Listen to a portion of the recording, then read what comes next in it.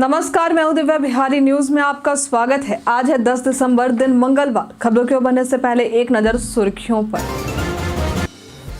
BPSC 70वीं pre में धांधली रोकने के लिए सरकार सख्त। ईओयू ने जारी की एडवाइजरी। किसी तरह की सूचना देने के लिए हेल्पलाइन नंबर भी हुआ जारी। 11 दिसंबर को लखीसराय में रोजगार मेला। सुबह 10:30 बजे से शाम के 4 बजे तक मेले का होगा आयोजन। भाग लेने के लिए एनसीएस पोर्टल पर करें रजिस्ट्रेशन। असंतोषजनक जल आपूर्ति योजनाओं की होगी मरम्मत।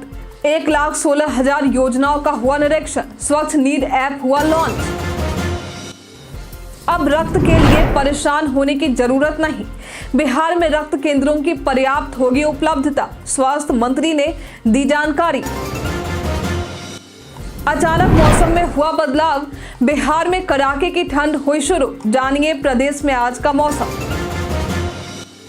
आईआरसीटीसी को तकनीकी खामी का करना पड़ा सामना। आज शाम 4 बजे तक रहेगी परेशानी।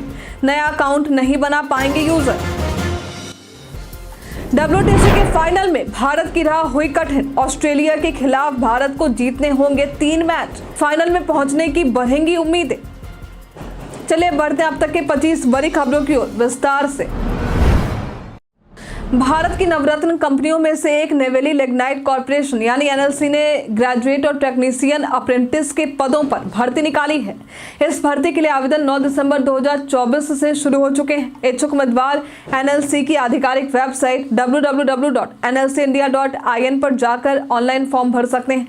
3 जनवरी 2025 तक फॉर्म भरने के बाद इसकी हार्ड कॉपी और जरूरी दस्तावेजों को निर्धारित पते पर भेजना होगा। इसका पता the general manager learning and development centre block 20 NLC India limited नवेली 607803 है।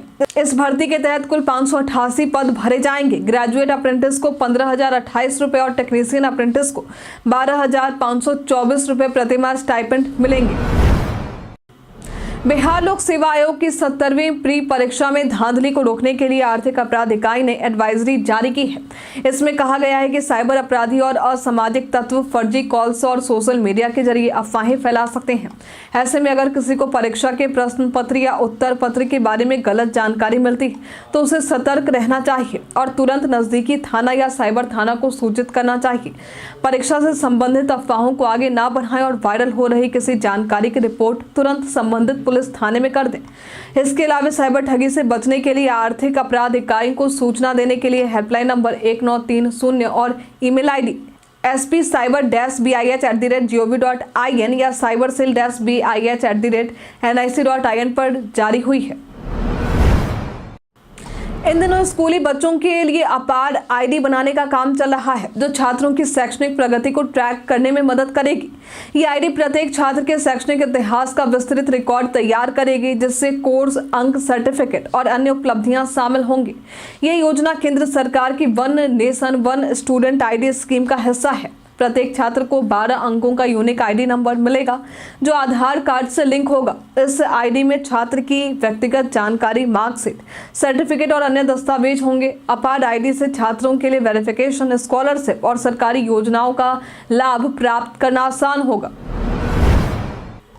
नए साल से पहले बीते दिन बिहार सामान्य प्रशासन विभाग ने बिहार सचिवालय सेवा में कार्यरत 63 अधिकारियों और कर्मचारियों को बड़े पैमाने पर प्रमोशन दिया है। इस प्रमोशन में उप सचिवों को निदेशक, संयुक्त सचिव स्तर बनाया गया है, जबकि अवर सचिवों को उप सचिव और प्रशाखा पदाधिकारियों को अवर सचिव के पद पर पदोन्नत किया गया है। जिन अधिकारियों का प्रमोशन हुआ है उनमें शशि भूषण शर्मा, संजय कुमार सिन्हा, उमेश चंद्र, विनोद कुमार और विनय कुमार शामिल हैं, जिन्हें उप सचिव से निदेशक, संयुक्त सचिव स्तर का पद दिया गया। इसके अलावा अन्य कर्मचारियों को भी पदोन्नति प्राप्त हुई है। सर्दी में वाटर हीटर रॉड यानी इमर्सन रॉड का इस्तेमाल बहुत आम है, लेकिन इसे इस्तेमाल करते वक्त सावधानी बरतनी जरूरी है। पुराने हीटर रॉड का उपयोग ना करें और हमेशा इसे प्लास्टिक की बाल्टी में ही डालें।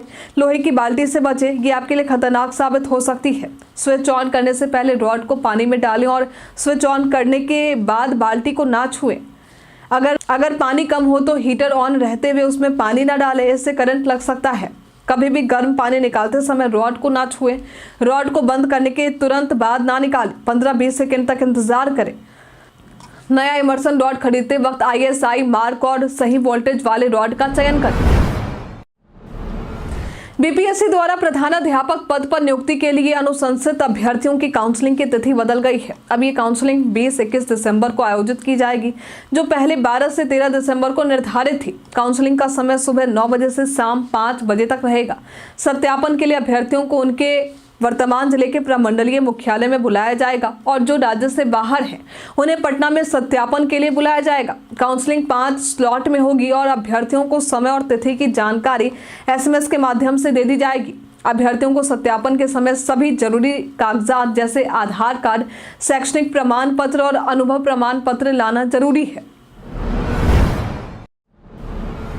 बीते दिन मुख्यमंत्री ने विश्व की सबसे बड़ी खेल प्रतिभा खोज प्रतियोगिता का मशाल जलाकर शुभारंभ किया। कार्यक्रम का आयोजन पाटलिपुत्रा खेल परिसर कंकरबाग के इंडोर स्टेडियम में हुआ। CM नीतीश ने 7 उत्कृष्ट खिलाड़ियों को 20 लाख रुपए सालाना की छात्रवृत्ति प्रदान की, साथ ही खेल किट का वितरण भी किया। कार्यक्रम की शुरुआत राष्ट्रगान के साथ की गई।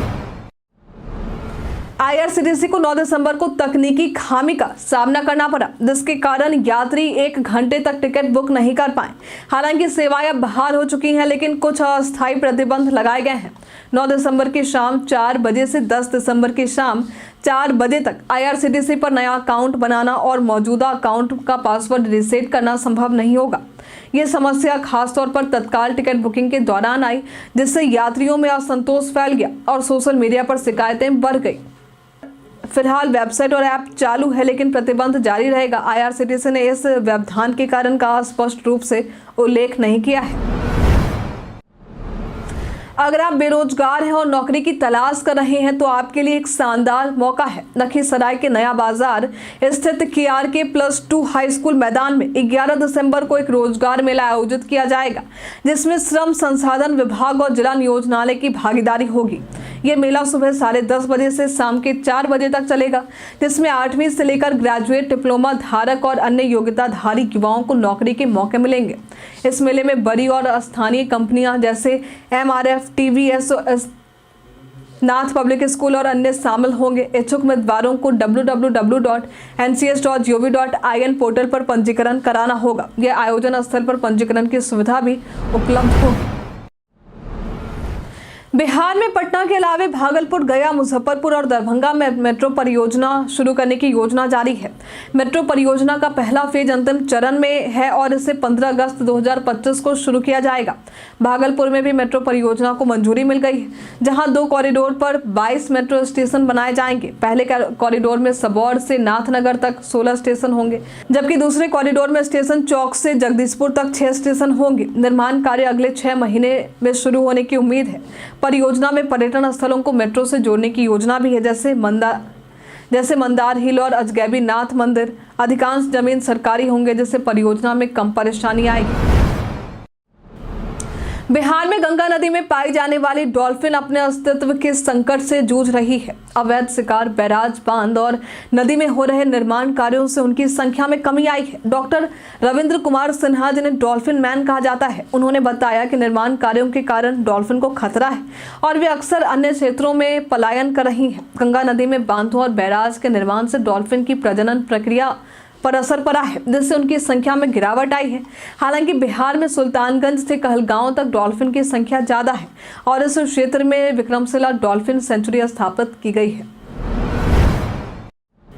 हर घर नल का जल आपूर्ति निश्चय योजना के तहत लोक स्वास्थ्य अभियंत्रण विभाग यानी PHE ने बंद या असंतोषजनक जल आपूर्ति योजनाओं की पहचान कर मरम्मत का काम शुरू किया है। मंत्री नीरज कुमार सिंह ने के अनुसार पेयजल मोबाइल ऐप के माध्यम से अब तक 1.16 लाख योजनाओं का निरीक्षण किया गया, जिनमें से 14,559 असंतोषजनक योजनाओं की मरम्मत हो चुकी है।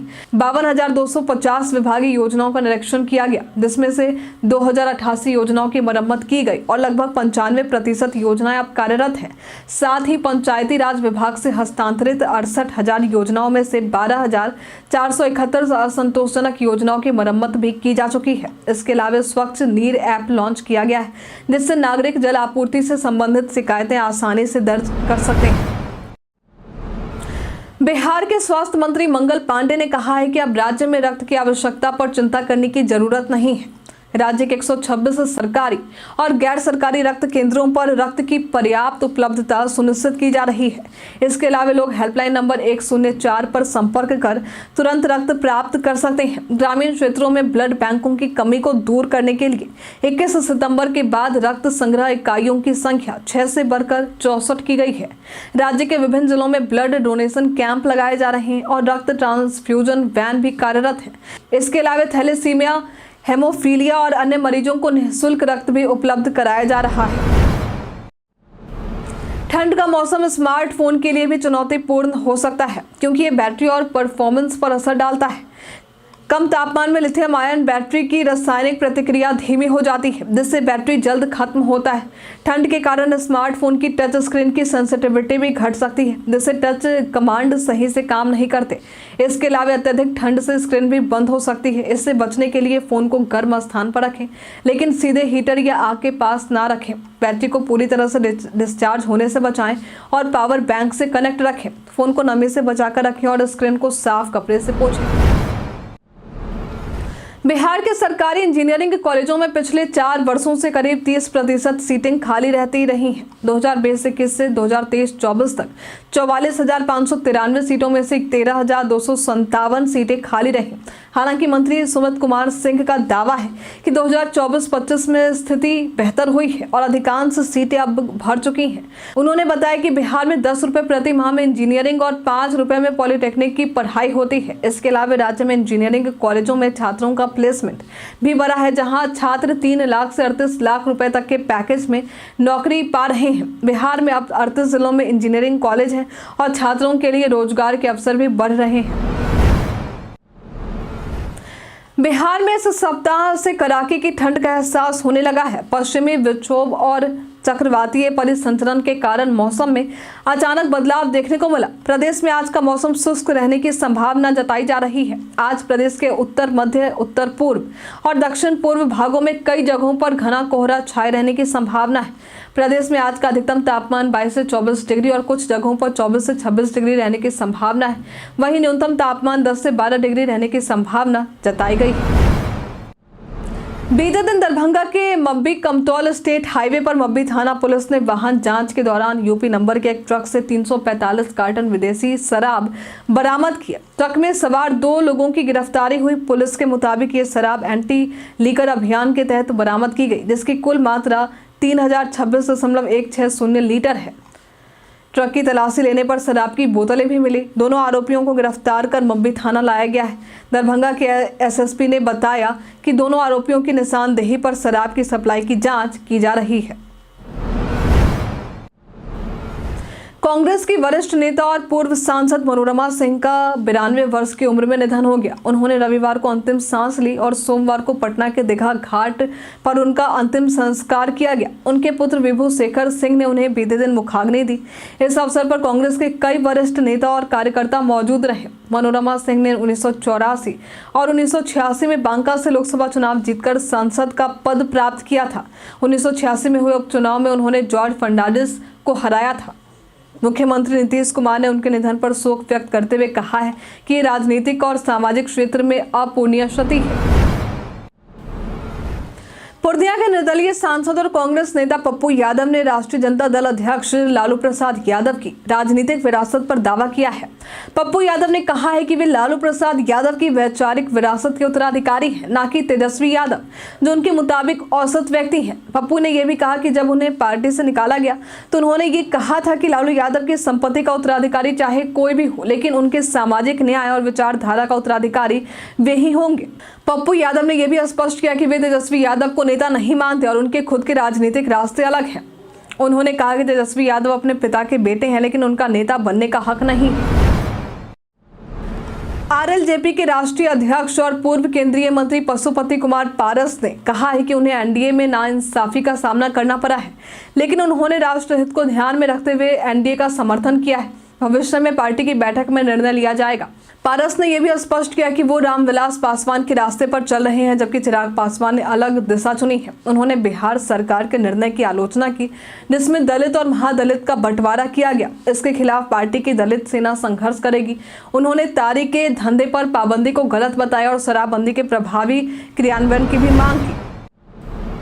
साउथ अफ्रीका ने श्रीलंका को हराकर वर्ल्ड टेस्ट चैंपियनशिप यानी WTC के फाइनल में पहुंचने की संभावना को मजबूत किया है, जिससे भारत और ऑस्ट्रेलिया की राहें कठिन हो गई हैं। भारत के पास फाइनल में पहुंचने का मौका है यदि वे ऑस्ट्रेलिया के खिलाफ बाकी तीनों मैच जीतते हैं। यदि भारत 2 मैच जीतता है और एक ड्रॉ कराता है तो उन्हें उम्मीद करनी होगी कि ऑस्ट्रेलिया और श्रीलंका के बीच दोनों टेस्ट ड्रॉ रहे, जिससे भारत का जीत प्रतिशत बराबर हो जाएगा। अगर ऑस्ट्रेलिया श्रीलंका को हराता है तो भारत बाहर हो जाएगा। अगर श्रीलंका 2-0 से जीतता है तो ऑस्ट्रेलिया बाहर हो सकता है। कई कारणों से दर्ज है भारत के इतिहास में आज की तारीख। आज के दिन वर्ष 1878 में चक्रवर्ती राजगोपालाचारी का जन्म हुआ था। ये एक वकील, लेखक, राजनीतिज्ञ और दार्शनिक थे। आज के दिन वर्ष 1950 में संयुक्त राष्ट्र की तरफ से अंतर्राष्ट्रीय मानवाधिकार दिवस घोषित किया गया था। आज के दिन वर्ष 1992 में गुजरात में देश की पहली होवरक्राफ्ट सेवा की शुरुआत हुई थी। आज के दिन वर्ष 1888 में प्रफुल्ल चंद्र चाकी का जन्म हुआ था। ये एक स्वतंत्रता सेनानी थे। BSNL अपने ग्राहकों के लिए एक शानदार फाइबर ब्रॉडबैंड ऑफर दे रहा है। इस ऑफर के तहत ग्राहक केवल 999 रुपए में 3 महीने के लिए 25 Mbps स्पीड का प्लान प्राप्त कर सकते हैं, जिससे हर महीने 1200 GB FUP डेटा मिलेगा। हालांकि अंतिम बिल पर कुछ अतिरिक्त टैक्स भी हो सकते हैं। इस प्लान को प्राप्त करने के लिए ग्राहकों को 1800-4444 पर व्हाट्सएप के जरिए संदेश भेजना होगा। इसके अलावा BSNL कस्टमर्स को OTT बेनिफिट्स के साथ भी कई अन्य प्लान्स उपलब्ध है और इंस्टॉलेशन मुफ्त है। BSNL अपने ग्राहकों को सस्ते और प्रीमियम दोनों तरह के प्लान्स प्रदान करता है और जल्द ही 4G और 5G सेवाएं भी शुरू करेगा। एक फर्जी पत्र वायरल हो रहा है जिसमें दावा किया जा रहा है कि PM मुद्रा योजना के तहत 5 लाख रुपए मिलेंगे। इस लोन का लाभ उठाने के लिए 2100 रुपए देने होंगे, लेकिन आपको बता दें कि ये खबर पूरी तरह से फर्जी है। वित्तीय मंत्रालय द्वारा ऐसा कोई पत्र जारी नहीं किया गया है। इस तरह की खबरों पर विश्वास करने से बचें, वरना वित्तीय धोखाधड़ी के शिकार हो सकते हैं। PIB फैक्ट चेक ने भी इस खबर को शेयर करते हुए फर्जी बताया है। पूर्व केंद्रीय मंत्री RCP सिंह ने बिहार के मुख्यमंत्री नीतीश कुमार की यात्रा पर सवाल उठाए हैं। उन्होंने कहा है कि मुख्यमंत्री का काम निर्णय लेना है, न कि बार बार यात्रा करना। RCP सिंह ने ये भी कहा कि नीतीश कुमार ने महिलाओं के लिए कई योजनाएं बनाई हैं, लेकिन सशक्तिकरण और रोजगार के मामले में अभी भी बहुत कुछ करना बाकी है। उन्होंने बिहार की बेरोजगारी को राज्य की सबसे बड़ी समस्या बताया और आरोप लगाया कि परीक्षा लीक के कारण राज्य की छवि खराब हो रही है। RCP सिंह ने अपनी पार्टी आशा के संगठन विस्तार की भी जानकारी दी और कहा कि 2025 विधानसभा चुनाव के लिए तैयारी शुरू हो गई है। हम प्रतिदिन आपसे 5 ऐसे जरूरी सवाल पूछेंगे, उसके जवाब बताएंगे जो कि BPSC, बिहार पुलिस दरोगा समेत SSC जैसे अन्य प्रतियोगी परीक्षाओं में काम आएंगे। सवाल इतिहास, बिहार स्पेशल, विज्ञान, करंट अफेयर्स और भूगोल से रहेंगे। पूछे गए 5 सवालों में आपने कितना सही उत्तर दिया है हमें कमेंट में लिखकर जरूर बताइए। तो हमारा पहला सवाल है, निम्न में कौन संगीतकार नहीं है? ऑप्शन है आनंद मिलिंद, ऑप्शन बी है Chitragupta, option C RK Laxman, option D है हरिमोहन झा। इसका सही उत्तर है हरिमोहन झा। चीनी यात्री वेन सांग ने 625 ईस्वी से 640 ईस्वी तक किस विश्वविद्यालय में अध्ययन किया था? ऑप्शन ए है विक्रमशिला विश्वविद्यालय, ऑप्शन बी है उदंतपुरी विश्वविद्यालय, ऑप्शन सी है तक्षशिला विश्वविद्यालय, ऑप्शन डी है नालंदा विश्वविद्यालय। इसका सही उत्तर है नालंदा विश्वविद्यालय। बिहार सोशलिस्ट पार्टी की स्थापना 1931 में किसने की थी? ऑप्शन ए है रामवृक्ष बेनीपुरी, ऑप्शन बी है गंगा शरण सिन्हा, ऑप्शन सी है रामानंद मिश्रा, ऑप्शन डी है उपरोक्त सभी। इसका सही उत्तर है उपरोक्त सभी। विश्व मृदा दिवस प्रतिवर्ष कब मनाया जाता है? ऑप्शन है 3 दिसंबर, ऑप्शन बी है 4 दिसंबर, ऑप्शन सी है 5 दिसंबर, ऑप्शन डी है 6 दिसंबर। इसका सही उत्तर है 5 दिसंबर। 40 से कम गेंदों में 2 T20 शतक बनाने वाले पहले बल्लेबाज कौन है? ऑप्शन ए है विराट कोहली, ऑप्शन बी है उर्विल पटेल, ऑप्शन सी है रोहित शर्मा, ऑप्शन डी है इनमें से कोई नहीं। इसका सही उत्तर है उर्विल पटेल। बीते दिन हमारे द्वारा पूछे गए सवाल का आप लोगों में से बहुत सारे लोगों ने अपना जवाब हमें हमारे कमेंट सेक्शन बॉक्स में लेकर दिया है। जिन्होंने हमारे द्वारा पूछे गए सवाल का जवाब, जिनके नाम है हैदर अली, दीपक जय, रवि मोहन वर्मा, धनंजय पासवान, आशा कुमारी, ललित, अंकित कुमार, शिव शक्ति, बाबूलाल मरांडी, राजू कुमार, निक्कू कुमार यादव, सुहाना अहमद खान, राजकिशोर महतो, पद्माकर चौधरी, मोहम्मद साकिर हुसैन, विद्यासागर, अमन कुमार, राजीव कुमार, जितेंद्र ठाकुर। इसी के साथ बढ़ते आज के सवाल की और आज का सवाल है, आपके क्षेत्र में ठंड बढ़ी है या नहीं? आप अपना जवाब हमें कमेंट में लिखकर जरूर बताइए। आज के लिए फिलहाल इतना ही। बिहार के तमाम खबरों के साथ बने रहने के लिए देखते रहे बिहारी न्यूज, और साथ ही अगर आप यूट्यूब से देख रहे हैं तो चैनल को लाइक करना और सब्सक्राइब करना, अगर आप फेसबुक से देख रहे हैं तो पेज को फॉलो करना ना भूलें। धन्यवाद।